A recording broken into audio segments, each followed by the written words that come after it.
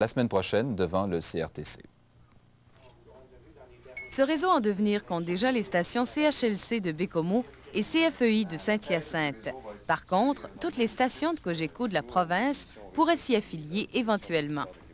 Cette décision s'est prise d'abord parce que CJMF à Québec verra sa licence échoir le 31 août prochain et que ses pertes devenaient de plus en plus importantes. On a parlé aujourd'hui de près de 2,5 millions de dollars au cours des 3 dernières années.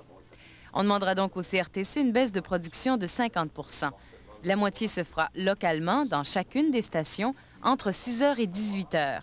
Après quoi, on se branchera sur Québec qui diffusera de façon neutre pour l'ensemble des affiliés.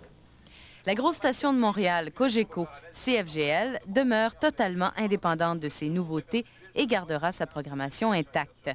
Conséquence, on garde les emplois partout, on s'assure une régionalisation et on relance la station de la Côte-Belvédère qui avait besoin d'un second souffle.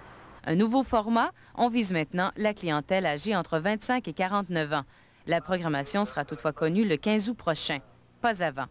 On nous a tout de même dit qu'on mettrait l'accent sur les valeurs familiales et traditionnelles.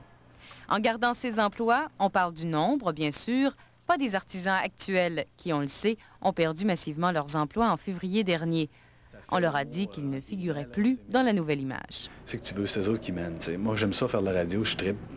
J'en fais, ça fait 15-20 ans. Pas 20, bientôt 20 ans, avec mes cheveux gris, là, ça va bien aller. Pourtant, je pourrais faire de la radio avec les cheveux gris pour le 25-49.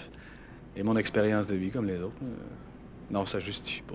CJMF et le réseau Cogeco seront entendus le 19 mai lors des prochaines audiences que tiendra le CRTC à Québec.